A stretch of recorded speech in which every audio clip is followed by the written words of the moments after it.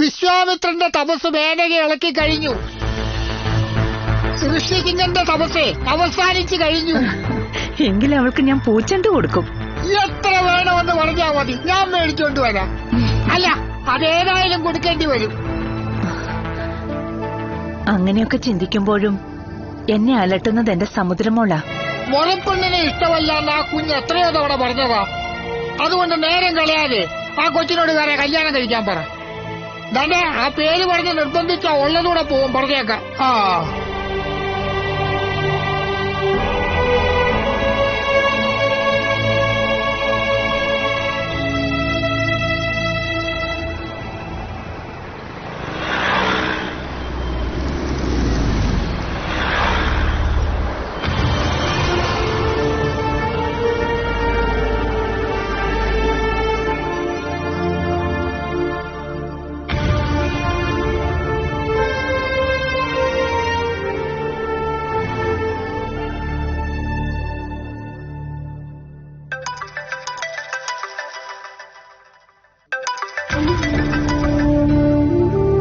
Hello അച്ഛ, എങ്ങനെയുണ്ട് മോളെ?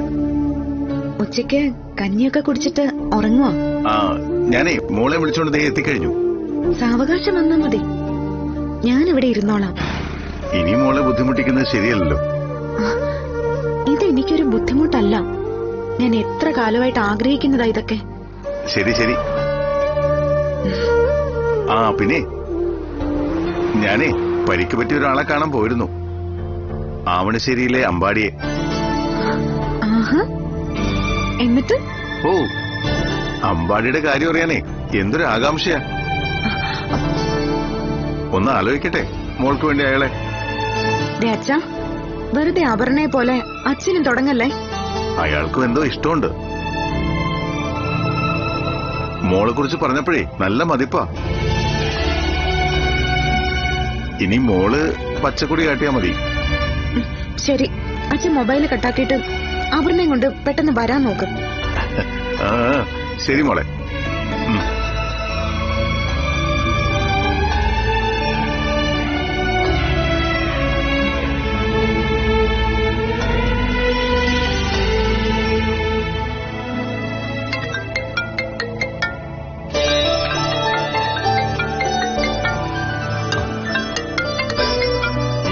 ഹലോ ടീച്ചറെ. ഇയാൾക്ക് എന്തെങ്കിലും ഒരു ഇഷ്ടമുണ്ടെങ്കിൽ അതിനൊരു മീഡിയേറ്ററെ വെക്കരുത്. പറയാനുള്ളത് മുഖത്ത് നോക്കി പറയണം. ഇപ്പോഴെന്താ സംഭവിച്ചേ? അവിടെ ഒരാള് വന്നില്ലേ, അപ്പോ അച്ഛനോട് എന്താ പറഞ്ഞത്? ഞാനൊന്നും പറഞ്ഞില്ല. അച്ഛന്റെ സംസാരം കേട്ടിട്ട് എന്തോ പറഞ്ഞ ലക്ഷണം ഉണ്ടല്ലോ. ടീച്ചർ ആഗ്രഹിക്കുന്ന രീതിയിലൊന്നും പറഞ്ഞിട്ടില്ല. അങ്ങനെ പ്രതീക്ഷിക്കുകയും വേണ്ട. അയ്യടാ, ആള് കൊള്ളാമല്ലോ. പരിചയപ്പെട്ടു, ചില സഹായങ്ങൾ ചെയ്തു, അതിന്റെ സിമ്പതിയും ഉണ്ട്. അതിനപ്പുറം എന്റെ മനസ്സിലൊന്നുമില്ല. എങ്കിലേ എന്റെ മനസ്സിൽ പണ്ടേ ഇല്ല. വയ്ക്കുവാ. വെക്കണ്ടെന്ന് ആരെങ്കിലും പറഞ്ഞോ? ഇനി എന്നെ വിളിക്കണ്ട കേട്ടോ. വലിയ ഉപകാരം. എന്ത് വലിയ ഉപകാരം എന്ന്? അതിനേക്കാളും വലിയ ഉപകാരം. ശരി.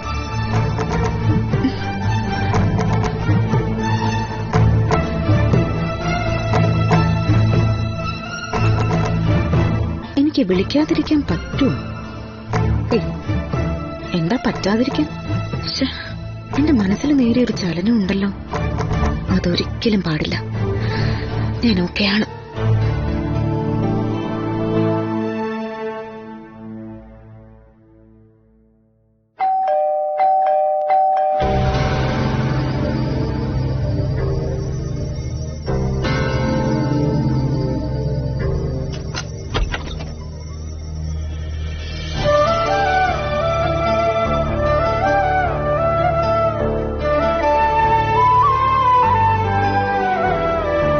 എങ്ങനെയുണ്ട് അമ്മയ്ക്ക്? ഒരു കുഴപ്പമില്ല, നല്ല ഉറക്കത്തിലാ. ഉറങ്ങി കഴിയുമ്പോഴേക്കും എല്ലാം ഓക്കെ ആയിരിക്കും. ഞങ്ങൾ ഇങ്ങോട്ട് വരുന്ന വഴിക്ക് ചേച്ചിയെ കുറിച്ച് തന്നെയാ സംസാരിച്ചത്. സംസാരിച്ച കാര്യമൊന്നും പറയണ്ട. ഒരു സിനിമ കഥ പോലെയാ ചേച്ചിയുടെ ജീവിതം. നായികയ്ക്ക് ആപത്തുണ്ടാവുമ്പോ എവിടുന്നോ ചാടി വീഴുന്ന നായകൻ. പിന്നെ വില്ലന്മാരെല്ലാം തവിടുകൂടി ആയത് തന്നെ. മോൾക്ക് എന്തെങ്കിലും ഇഷ്ടമുണ്ടെങ്കിൽ പറയണം. നമുക്ക് ബന്ധം കൂടാൻ പറ്റിയ വീടാ. അമ്പാടിയുടെ അമ്മ മോളെപ്പോലെ തന്നെ തന്റെയുള്ള കൂട്ടത്തിലാ. മേജർ അർജുനൻ സാറ് അയവില്ലാത്ത മനുഷ്യനായിരുന്നു. അങ്ങനെയുള്ള അച്ഛനും അമ്മയ്ക്കും അമ്പാടിയെ പോലൊരു മോനെ ജനിക്കൂ.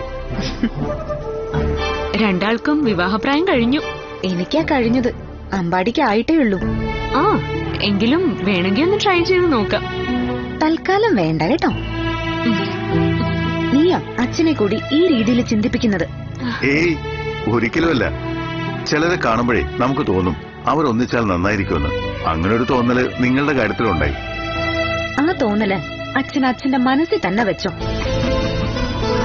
എനിക്ക് വിവാഹത്തെക്കാളും ഇമ്പോർട്ടന്റ് ആയ ഒരുപാട് കാര്യങ്ങള് എന്റെ ജീവിതത്തിൽ ഇപ്പോഴും ഉണ്ട്. അതൊക്കെ കഴിഞ്ഞിട്ട് മനസ്സ് ശാന്തമാകുമ്പോ നമുക്ക് ആലോചിക്കാം വിവാഹത്തെ പറ്റിയൊക്കെ. ഇപ്പൊ ഞാൻ പൊയ്ക്കോട്ടെ. ചേച്ചി എന്തെങ്കിലും കഴിച്ചായിരുന്നോ? ഇല്ല. ഇത്ര നേരമായിട്ടും കഴിച്ചില്ലേ? അവിടെ ഒരാൾ കഴിക്കാതെ കാത്തിരിക്കുകയായിരിക്കും, പപ്പ. അതുകൊണ്ട് ഞാൻ പെട്ടെന്ന് ചെല്ലട്ടെ. അങ്ങനെയെങ്കിൽ നമ്മൾ കുറച്ച് നേരത്തെ വരേണ്ടതായിരുന്നു അച്ഛാ. അമ്മയ്ക്കരികിൽ ഇരിക്കുക, അമ്മയെ ശുശ്രൂഷിക്കുക, അത് മാത്രമാ അലീനയുടെ മനസ്സിൽ. ആ നേരത്ത് ഭക്ഷണത്തെപ്പറ്റി പോലും ചിന്തിക്കുന്നില്ല. എന്നുവെച്ചാ 10-25 വർഷങ്ങൾക്ക് ശേഷം കിട്ടിയ അമ്മയല്ലേ. അതിന്റെ ഒരു ഫീലിങ്സ് നമുക്ക് മനസ്സിലാക്കാൻ പറ്റില്ല.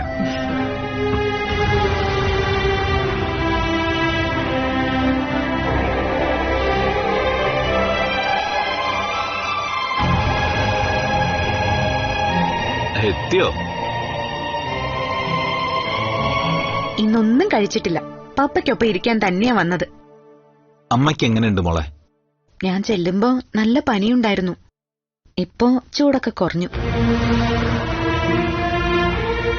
ഇടയ്ക്ക് കഞ്ഞി ഉണ്ടാക്കി കൊടുത്തു. ഞാൻ തന്നെയാ കോരി കൊടുത്തത്. അപ്പോ ഓരോ ദിവസം കഴിയുന്തോറും മോളും മോളുടെ അമ്മയും കൂടുതൽ അടുക്കുകയാണല്ലേ? ഒരുപക്ഷെ അതിനായിരിക്കും ഇതുപോലെയുള്ള സാഹചര്യങ്ങളൊക്കെ ഉണ്ടാവുന്നത്. ആ, ഇങ്ങെത്തിയോ? എല്ലാം വിളമ്പി അടച്ചു വെച്ചിരിക്കുക. കഴിച്ചോ? അമ്മച്ചി ഇവിടെ കഷ്ടപ്പെട്ട് ഓരോന്നുണ്ടാക്കി വെക്കുമ്പോ കഴിക്കാതിരിക്കാൻ പറ്റുമോ?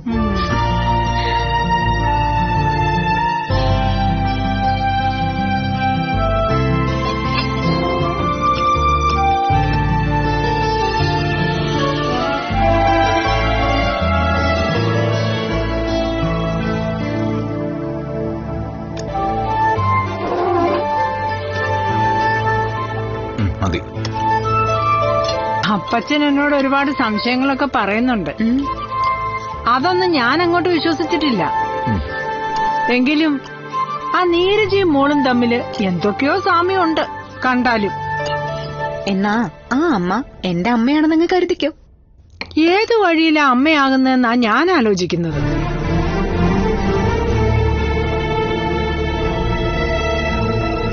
എന്നെ സംശയിച്ച് നോക്കണ്ട, ഞാൻ പ്രതിയല്ല.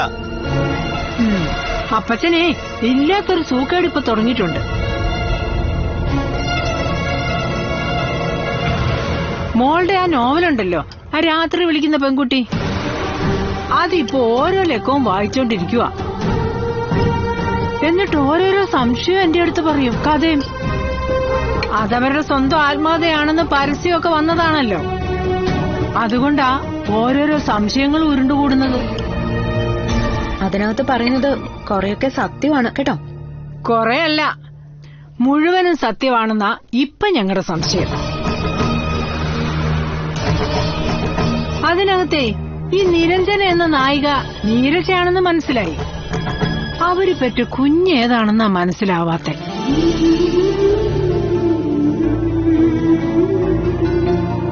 ഇനി എന്നതൊക്കെയാ സംഭവിച്ചെന്ന് കർത്താവിന് മാത്രമേ അറിയൂ.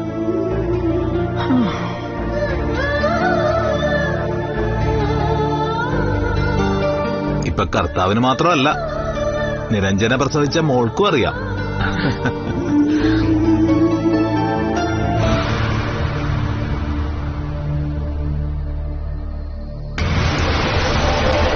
അലീനെ കൊല്ലണമെങ്കിൽ ആദ്യം തട്ടേണ്ടത് അവനെയാ.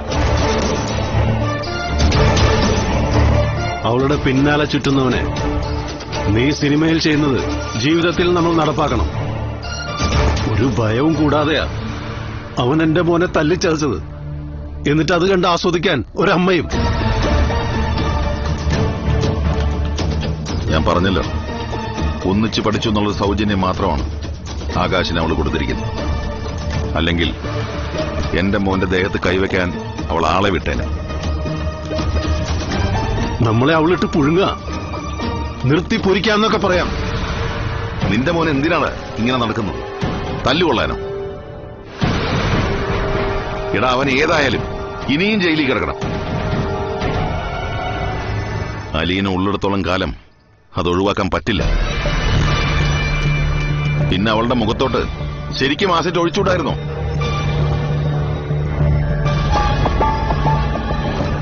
മുഖം നഷ്ടപ്പെട്ട് കഴിഞ്ഞാ അവൾ എഴുത്തൊക്കെ അവസാനിപ്പിച്ചിട്ട് ഒരു മൂലയിലിരുന്നേനെ. പിന്നെ എന്റെ മോന്റെ ഭാവി എന്താവുന്ന് നീ ചിന്തിച്ചിട്ടുണ്ടോ? ഇപ്പോഴെന്താ ഭാവി? അവന്റെ ജയിൽവാസം നിനക്ക് ഒഴിവാക്കാൻ പറ്റിയോ? കോടതിയിൽ എത്ര വിലപിടിപ്പുള്ള വക്കീലിനെ വച്ചാലും സാക്ഷികളെ നിരത്തിയാലും അവൾ തന്നെ വിജയിക്കും. അതൊഴിവാക്കണമെങ്കിൽ അവളെ നിശബ്ദമാക്കണം. അവളുടെ പിന്നാലെ ഒരുത്തനുള്ളപ്പോ ഇതൊന്നും നടക്കില്ലടാ.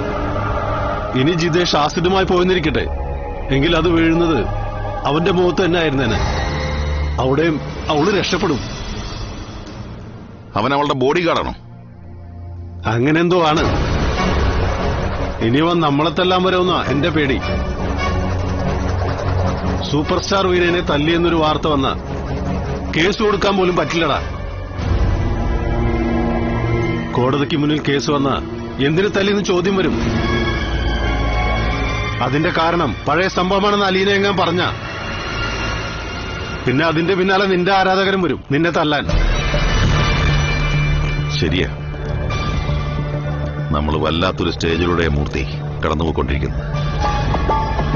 നീ എന്നാ തിരിച്ചു പോകുന്നത്? ഒന്നും തീരുമാനിച്ചിട്ടില്ല. ഏതായാലും പോകുമ്പോ ഞാനും കൂടി വരാം. അവിടെ എങ്ങാനും രഹസ്യമായിട്ട് താമസിക്കാൻ വല്ല ഇടമുണ്ടാവൂ? എവിടെ പോയാലും മലയാളികളുണ്ട്. അവരൊക്കെ നിന്നെ തിരിച്ചറിയുകയും ചെയ്യും. ഈ ടെൻഷൻ ഉണ്ടാകുന്നതിന് മുമ്പ് ജനം തിരിച്ചറിയുന്നതായിരുന്നു ഒരു സന്തോഷം. ഇപ്പൊ ഈ സൂപ്പർ സ്റ്റാറിന്റെ പദവി ഒരു ഭാരമായിട്ട് തോന്നുന്നു.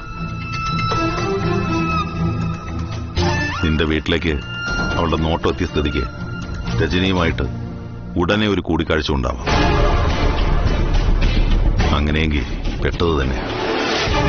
പിന്നെ അച്ഛനും മോനും കൂടി ഒന്നിച്ച് ജയിലിൽ കിടക്കാം. അപ്പൊ നീയോ? നീ പുറത്തു നിൽക്കോ? അന്നത്തെ സംഭവത്തിന്റെ സൂത്രധാരൻ നീയാണ്. എനിക്കപ്പോഴും നേരിയ ഭയമൊക്കെ ഉണ്ടായിരുന്നു. എന്നാ പിന്നെ നീ എല്ലാവരും പിന്തിരിപ്പിക്കാത്ത എന്താ? പിന്തിരിപ്പിച്ച നീയൊക്കെ വേണ്ടാന്ന് നോക്കിയോ? അളിയ, ഒരുപക്ഷെ നമ്മുടെ ജീവിതത്തിൽ നമ്മൾ ഏറ്റവും കൂടുതൽ ലഹരി ഉപയോഗിച്ച ദിവസമായിരുന്നു അത്. ആ ലഹരിയായിരുന്നു നമ്മളെ ചതിച്ചത്. അതിനുശേഷം ഒരിക്കൽ കൂടി നമ്മള് മദ്യവും ലഹരിയുമുള്ള ബീഡി ഉപയോഗിച്ചു. എപ്പോഴാന്ന് ഓർമ്മയുണ്ടോ?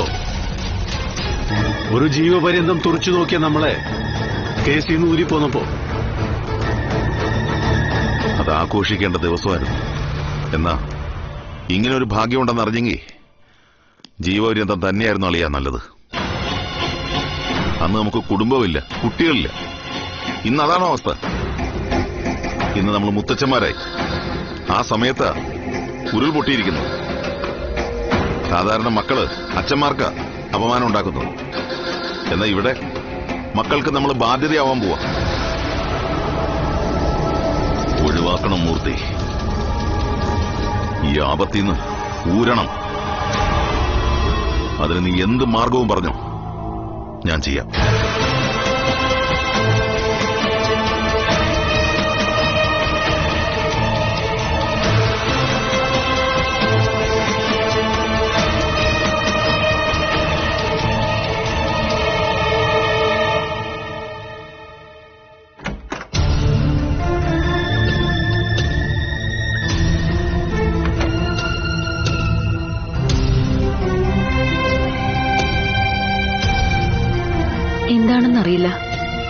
അലീനയോട് എനിക്കിപ്പോ ഇതുവരെ ഇല്ലാത്തൊരു അറ്റാച്ച്മെന്റ് തോന്നുന്നു.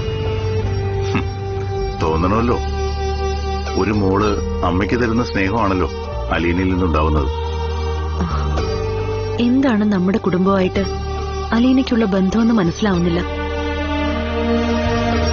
ഒരമ്മയുടെ സ്നേഹം കിട്ടാത്ത കുട്ടി അവള്. അതേപ്പറ്റി അലീന എന്നോടും തന്റെ അമ്മയോടും ഒക്കെ പലപ്പോഴും പറഞ്ഞിട്ടുണ്ട്. അതിന്റെ വെളിച്ചത്തിൽ എന്റെ ഭാര്യയെ അമ്മയായി കണ്ടോളാൻ ഞാൻ പറഞ്ഞു. ആ നിമിഷം മുതല് അലീന തന്നെ അമ്മയായിട്ടാ കാണുന്നത്. നമുക്ക് നമ്മുടെ മൂത്ത മോളായി അവളെ കണ്ടൂടെ? പീറ്റർ സാറ് അവളുടെ സ്വന്തം പപ്പയല്ല. അങ്ങനെ വരുമ്പോ അവളൊരു ഓർഫനാണ്. ഇത്ര മാത്രം താൻ മനസ്സിലാക്കുക. ആ അനാഥ പെൺകുട്ടിയോട് തന്റെ അമ്മയ്ക്ക് തീർത്താൽ തീരാത്തൊരു കടപ്പാടുണ്ട്. അതെന്താണെന്ന് ആരോടും പറഞ്ഞിട്ടില്ല. എന്നാൽ എന്നെ വിളിപ്പിച്ചിട്ട് മേയർ എന്നോട് തുറന്നു പറഞ്ഞു, മഹാദേവ അലീനയെ സ്വന്തം മോളെ പോലെ കാണണമെന്ന്. അവൾ അവർക്ക് സ്വന്തം കൊച്ചുമോളാണെന്ന്.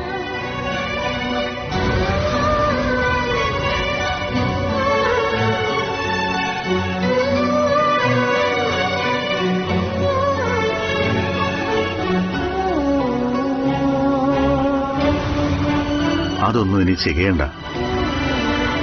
ഈ കുടുംബത്തിലെ ഒരു അംഗമാകാൻ യോഗ്യതയുള്ളൊരു പെൺകുട്ടിയാണ് അലീനയെന്ന് എനിക്ക് പലപ്പോഴും തോന്നിയിട്ടുണ്ട്.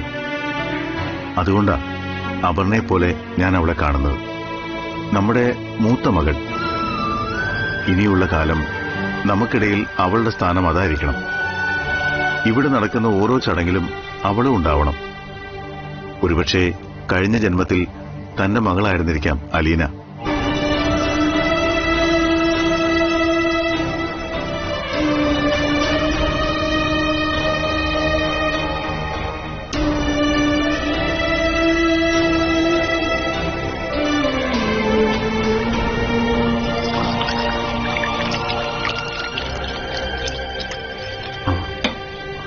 തുടിച്ചോമ്മ.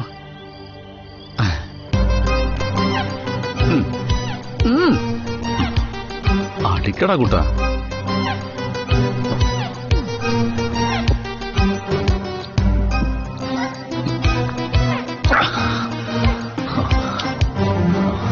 എനിക്കിഷ്ടമാണെന്ന് പറയാൻ ഞാനൊരു മീഡിയേറ്റർ വച്ചെന്ന്. എന്റെ മനസ്സിൽ അങ്ങനെ ഒരു വികാരം ഉണ്ടായ എനിക്കൊരുത്തിനും പേടിയില്ല. ഞാൻ നേരിട്ട് പോയി പറയും. അങ്ങനെ പറയാത്തോണ്ടല്ലടാ ഒരു മീഡിയറിന്റെ ആവശ്യം വരുന്നത്. നീയാണ് ഇതിനെയൊക്കെ പിന്നിലെന്ന് എനിക്കറിയാം.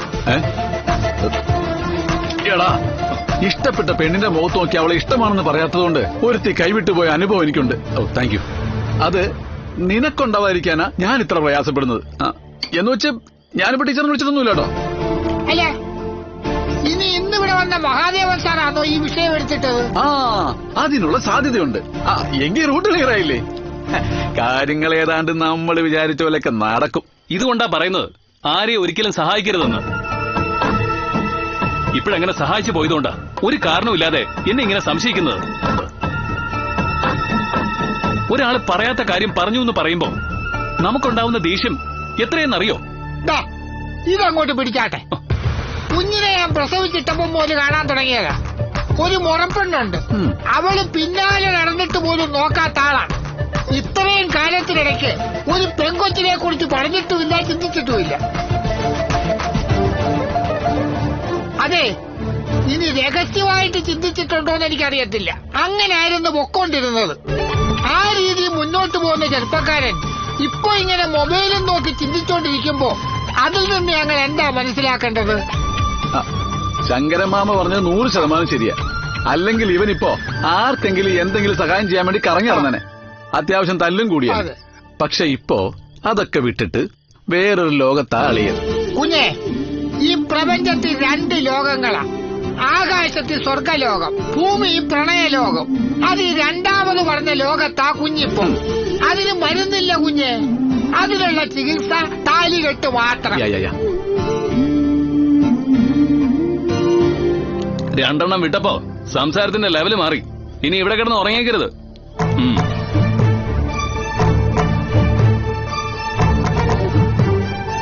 ടോണിയെ, അവൻ തല്ലും കൊല്ലും. എന്നാലും നമ്മൾ നമ്മുടെ സംസാരം നിർത്തരുത്. ഇങ്ങനെ സംസാരിച്ചാല് അമ്പാടി കുഞ്ഞിന്റെ ഉള്ളിലൊരു തീപ്പൊരി വീഴും. അവനാ ടീച്ചറിന് ഇഷ്ടമാ ശങ്കരമാമൻ. അല്ലെങ്കിൽ ഇങ്ങനെ എസ്കോട്ട് പോവില്ല. ശരിയാ.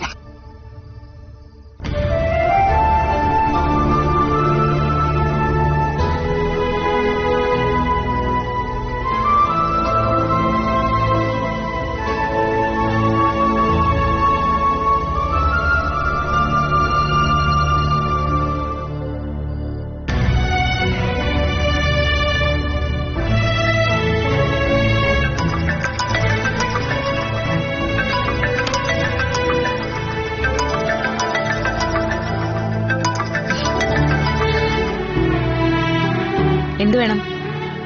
എന്ത് വേണമെന്നോ? നേരത്തെ ചൂടായിട്ടൊക്കെയാണ് വെച്ചത്. പിന്നെ ഇപ്പൊ വിളിച്ചത് എന്തിനാണെന്നാണ് എന്റെ ചോദ്യം. ടീച്ചറിന്റെ ശബ്ദം ഒന്ന് കേൾക്കാൻ. എന്നൊരു മറുപടിയാണ് പ്രതീക്ഷയെങ്കിൽ അത് ഈ ജന്മം പ്രതീക്ഷിക്കണ്ട. ഞാനൊന്നും പ്രതീക്ഷിക്കുന്നില്ല. അമ്പാടി ഇപ്പൊ വിളിച്ചത് എന്തിനാണെന്ന് വെച്ചാ പറഞ്ഞിട്ട് ഈ സംസാരം അവസാനിപ്പിക്കാൻ നോക്ക്. ഞാൻ വിളിച്ചത് മറ്റൊന്നിനുമല്ല. ആ അമ്മയ്ക്ക് എങ്ങനെയുണ്ടെന്ന് അറിയാനാ. ആ അമ്മയ്ക്ക് കുഴപ്പമൊന്നുമില്ല. ഇനി എന്താ അറിയേണ്ടത്? എനിക്ക് പലതും അറിയാനുണ്ട്. എന്റെ ചോദ്യങ്ങൾക്കെല്ലാം മറുപടി പറയോ? എന്തിനാ ഇങ്ങനെ ചൂടാവുന്നേ? കഴിച്ചിട്ടുണ്ടോ? ഓ, പൊറോട്ടയും മുട്ടക്കറിയും. ഇനി മുട്ടയിലെങ്ങാനും കൈവിഷം തന്നതാണോ? ഞാൻ ചോദിച്ചത് മിനിങ്ങാൻ എന്തെങ്കിലും കഴിച്ചോന്നാ. നല്ല ഇളനീരിനകത്ത് മദ്യം മിക്സ് ചെയ്ത് കഴിച്ചു. ആഹാ, ആള് കൊള്ളാമല്ലോ. എനിക്ക് ആരുടെയും ഗുഡ് സർട്ടിഫിക്കറ്റ് ഒന്നും വേണ്ട. അതുകൊണ്ട് കഴിച്ചു എന്ന് പറയും.